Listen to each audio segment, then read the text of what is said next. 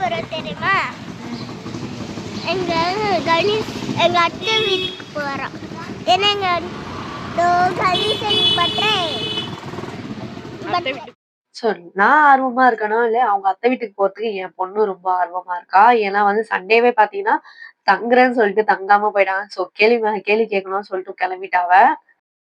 So இன்னைக்கு பாத்தீங்கன்னா எங்க சின்ன நாத்தனாரோட பையனுக்கு பர்த்டே. ஸோ அதனால வந்து கிஃப்ட்லாம் வாங்கிட்டு நாங்க என்ன பண்ணுவோம் வீட்டுக்கு போயிட்டோம். ஸோ மேடம் போகும்போதே பாத்தீங்கன்னா மறைச்செல்லாம் எடுத்துட்டு போறேன் அப்படின்லாம் சொல்லிட்டு ஆர்வம் போயிட்டா. ஸோ அதுக்கப்புறம் பாத்தீங்கன்னா ஆஃப்டர்நூன் மேல பாத்தீங்கன்னா எங்க நாத்தனார் வந்துட்டு போயிட்டாங்க. ஸோ அவங்க வந்து பசங்கள கூப்பிட்டு வரல. ஸோ மழைலாம் வந்து ஈவினிங் டைம்ல பெய்யறதுனால அவங்க வந்து சீக்கிரமா வந்துட்டு சீக்கிரமா போயிட்டாங்க. ஸோ நாங்க ஒரு 4 மணிக்கு மேல தான் கிளம்பிட்டு அங்க போனோம். ஸோ கிஃப்ட் குடுக்கலாம் பார்த்தா அவ அதான் போயிட்டான்னு சொல்லிட்டு அவளும் பார்த்துட்டு இருந்தா. அதுக்கப்புறம் உள்ள போயிட்டு கிஃப்ட்லாம் குடுத்துட்டு, அதுக்கப்புறம் விஷலாம் பண்ணிட்டு அங்க உட்காந்துட்டோம். வாண்டடா வந்துட்டு டீ போட போறேன் நானும் இதை போட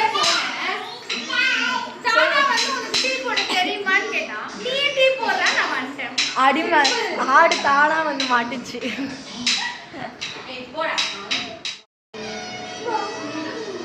டீ போட்டிங்களாண்ணா?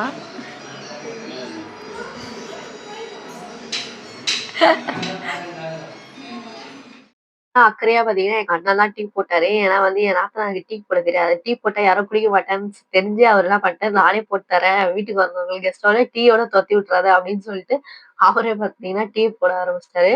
டீ போட்டு நாங்க குடிச்சிட்டு நெக்ஸ்ட் பாத்தீங்கன்னா நாங்க வந்து கிஃப்ட் ஓப்பன் பண்ணோம்.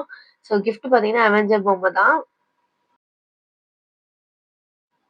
ஸோ இப்பலாம் பாத்தீங்கன்னா கிஃப்ட் குடுக்கறதே மறந்துடுற மாரி இருந்தது. ஸோ அதனால வந்து இந்த 2 பர்த்டேவும் போச்சு.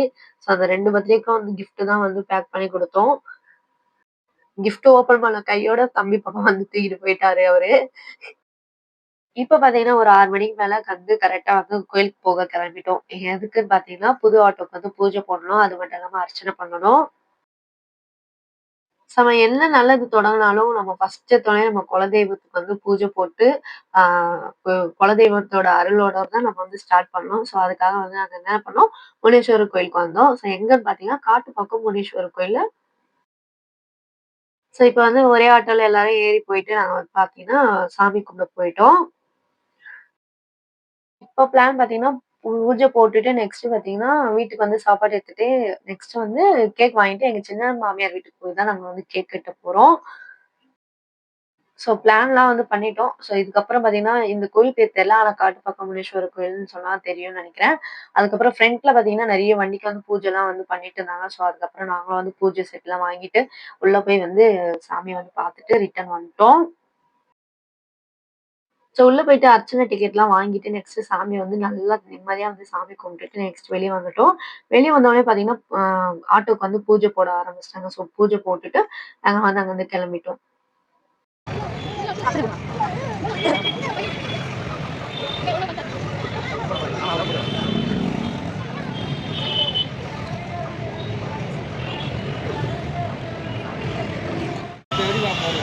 இப்பதானே வண்டியே வாங்கிக்கிறீங்க. அடுத்த வருஷம் தான் போடணும். அப்பா நம்ம ஸோ குட்டி பையன் பார்த்தீங்கன்னா, இன்னைக்கு சமத்தா அழகா ஆட்டோல ஃப்ரண்ட்ல உட்காந்துட்டு ஓட்டிட்டுலாம் இருந்தாரு சும்மா. அதுக்கப்புறம் நாங்க வந்து வெயிட் பண்ணிட்டு இருந்தோம். எதுக்குன்னு பார்த்தீங்கன்னா, கேக் வாங்கிட்டு வந்தாங்க. ஸோ கேக் வாங்கிட்டு வந்துட்டு நாங்க ஸ்ட்ரெயிட்டா பார்த்தீங்கன்னா, சின்ன மாமியார் வீட்டுக்கு போயிட்டோம். ஸோ ரொம்ப வருஷம் கழிச்சு இப்பதான் வந்து இந்த வீட்டுக்கு வந்திருக்கேன். ஏன்னா வந்து ஒரு நடுவுல ஒரு 2 வருஷம் கேப் இருந்திருக்கு போல. ஸோ ஏன்னா இவங்களும் தனியா வந்துட்டாங்களா, அதனால தான் நாங்க வந்து அங்க போறதில்ல. எல்லாரும் மறுபடியும் பார்த்தீங்கன்னா, அதே மாரி ஒண்ணா வந்து ஜாலியா வந்து ஃபன் பண்ண ஆரம்பிச்சோம். அதுக்கப்புறம் வந்து கேக் வந்து வாங்கிட்டு வந்தோனே ஓப்பன் பண்ணி கட் பண்ண ஆரம்பிச்சுட்டாங்க.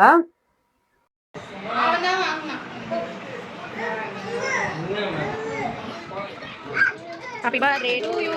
Happy birthday to you. Happy birthday Ganeshan. Happy birthday to you.